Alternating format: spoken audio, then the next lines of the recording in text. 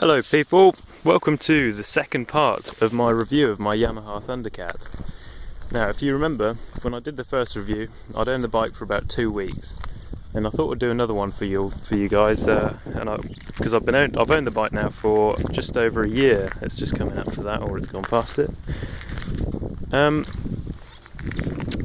So updates on the bike. You may remember me saying the fork seals on this bike were an absolute nightmare. I'd owned it for 2 weeks and they blew up, and I don't know if you can see there, but it's happened again, and it's happened many times since owning the bike. Let's wait for this lorry to go past. It's been quite a feature of owning this bike actually. I now know the forks like the back of my hand. Constantly blowing them out. I don't know why. The stanchions on it are fine, there's no scratches on it, but you will put the fork seals on, look at it the next morning, and they will be leaking oil straight down the brake lines and onto the discs, which is incredibly dangerous.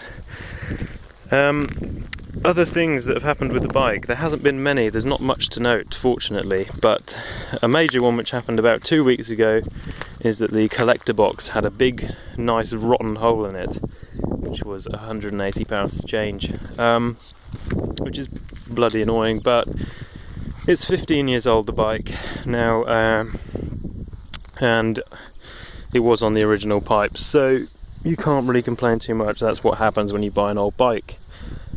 Now I'm pleased to say, delighted to say, I haven't really had any issues with the bike as such. It's not broken down on me, I've had no real problems, it's not, been blowing fuses, and it's fine. More traffic than I thought. Wait for this to come past. Yeah, so I'm trying to keep my plate out there. Yeah, so there's been no problems with it. It's been as you would expect from a nice under 20,000 mile example of this bike. It's just been perfect. I've used it for every day. I've done about 25 miles on it per day, and it hasn't missed a beat. It's done about 200 and what does it do to a tank? About 220 miles to a full tank, which is about 25 quid to fill, which is fine. That's pretty good, especially for the age of the thing, and I'm sure that having that stupid exhaust on it does not help with the fuel economy at all. Yeah, there's nothing bad about the bike. I'm really trying not to say things like, yeah, it's a good bike, I see so many reviews like that and they are utter shite, so I'm trying my best not to do that, but I haven't really planned what I was going to say that much. So it's a good bike.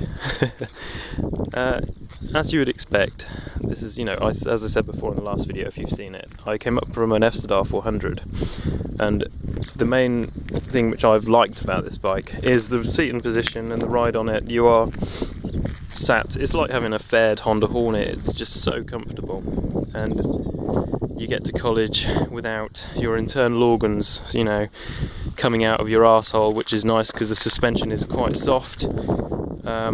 It's very rideable, it's so easy to ride.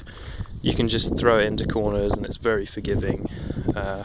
Although on a Sunday ride, if you are going for it, the soggier front and rear suspension is slightly scary because you'll be coming out of corners and the whole bike will be dancing.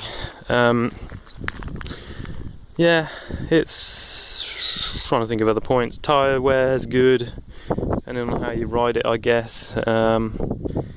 Engine's not missed a beat.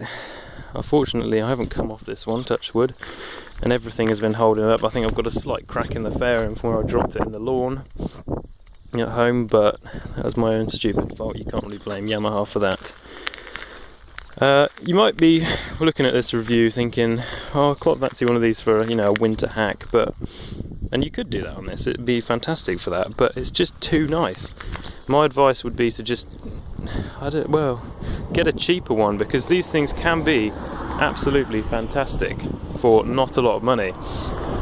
And it's a shame riding something this nice through the winter and just destroying it, which is what most of them come to. And these things have got to an age now where they probably won't lose any value. You could ride this for a whole winter and you'd sell it for what you got it for, you know, assuming that you haven't thrown it down the road, which you won't get if you buy a modern bike. You'll lose, you know, a couple of thousand straight out of the garage, which is a bit of a piss take.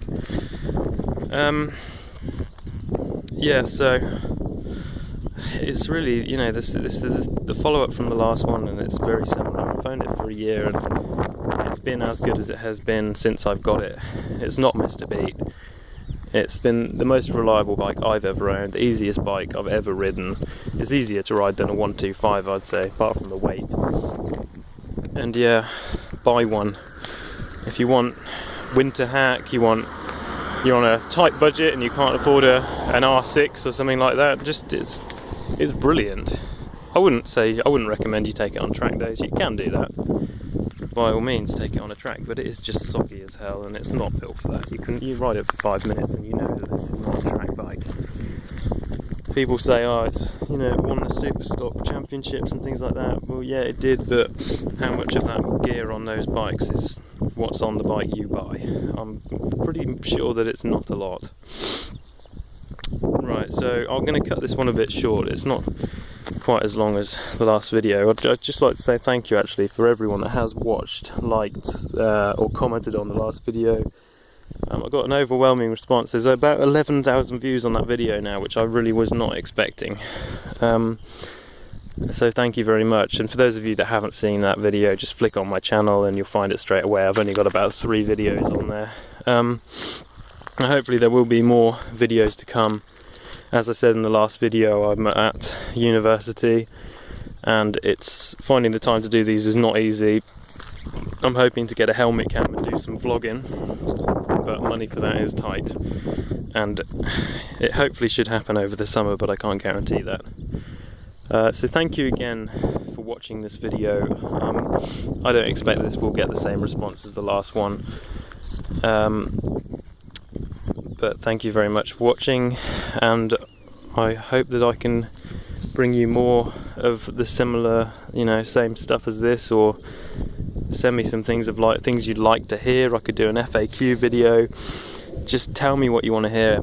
I'll probably have this bike for a while, so yeah, suggestions of videos more than welcome. I will answer any questions. I check my YouTube account daily. Thanks again, and if you haven't already, like the video and subscribe to my channel. Thank you very much.